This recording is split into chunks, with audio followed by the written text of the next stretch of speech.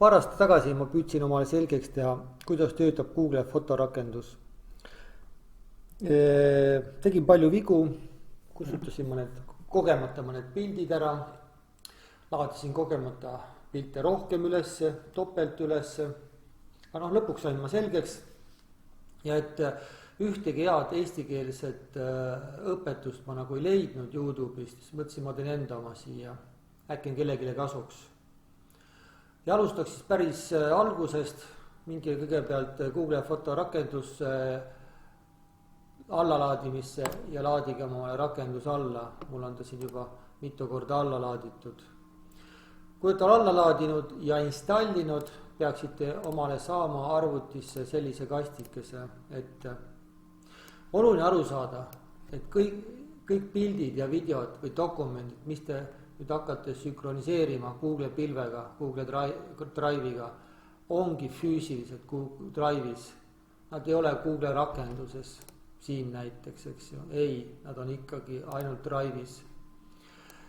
Ja peegelduvad Drive'ist Google fotosesse, pildirakendusse, kus te näete neid siis nagu albumitena.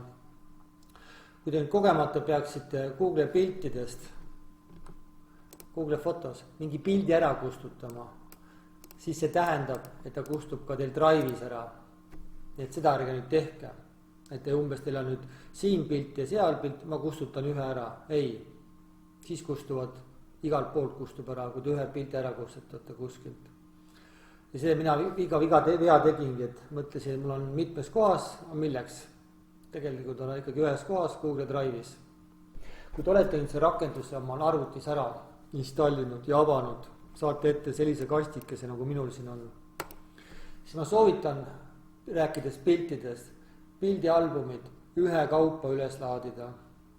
A la sünnipäev 2020 on teile kaust arvutis.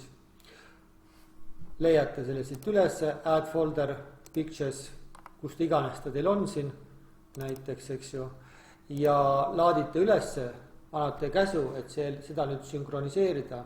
Google rakendus laadib selle ülesse siit samast.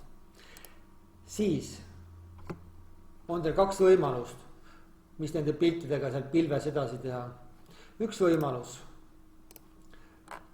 Lähete lihtsalt Google rakendus, fotod ja kõik see eelmise aasta sünnipäeva pildid peaks teil olema nüüd siin üleval. Märgite ära ja moodustate albumi.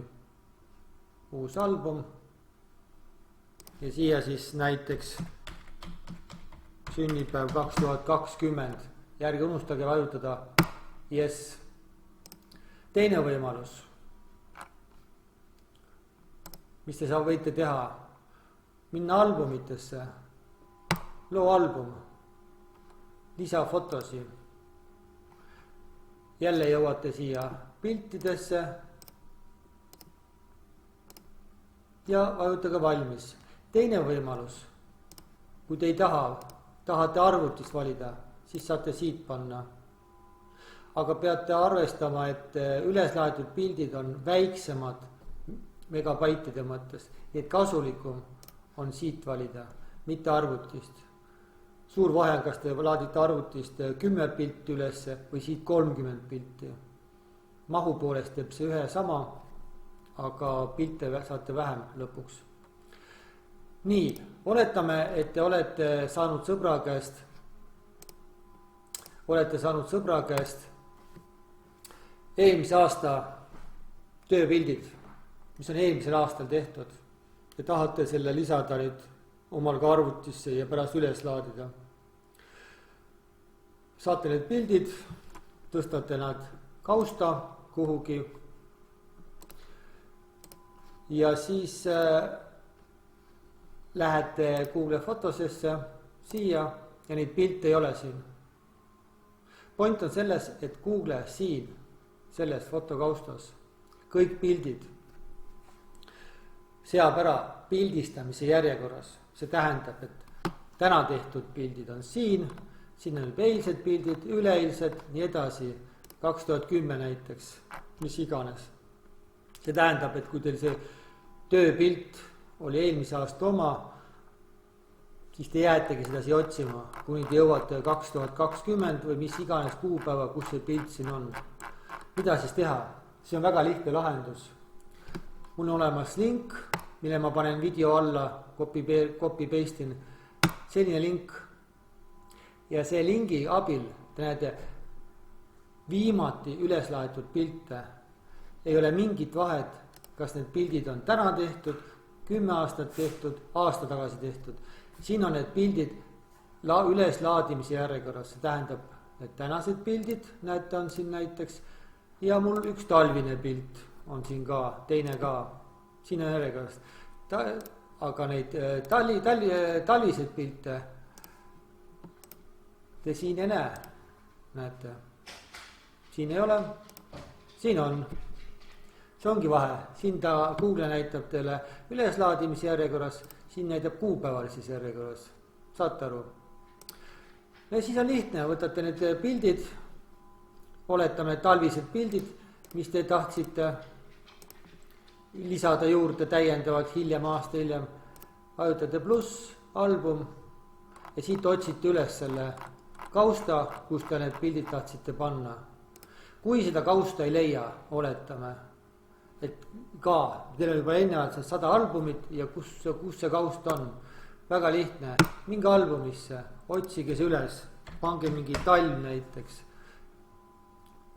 talvepildid Tartu 2014 ja muudki albumid, mina panen see tavaliselt punkti lihtsalt. ja nii kui see album on muudetud, ta tuleb kohe, Google viskab ta kõige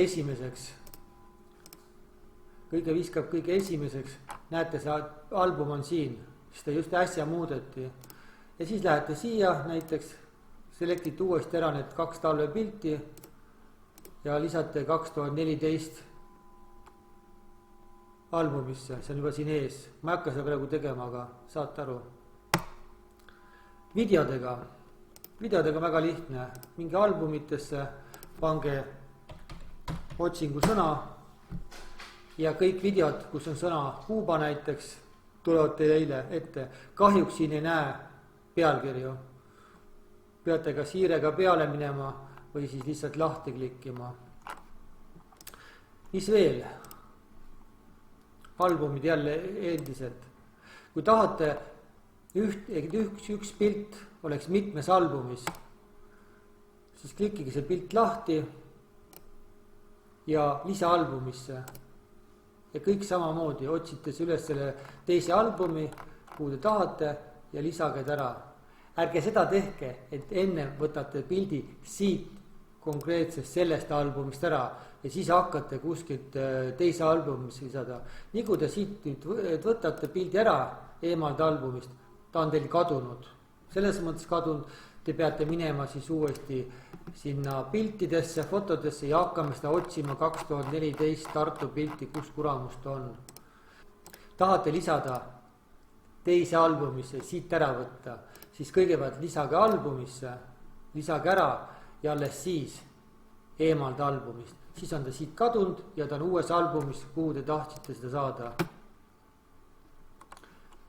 albumi jagamine, väga lihtne. näete, mina teen kõige lihtsamalt, kopeeri link, kopeeri.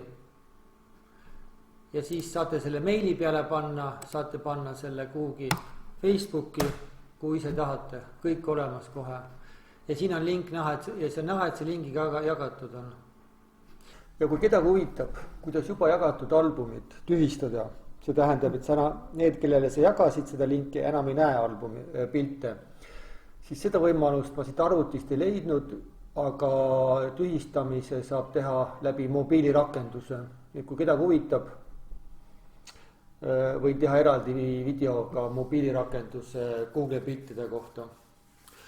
aga hetkel kõik, kellegi mingeid küsimusi on, kommenteerige all.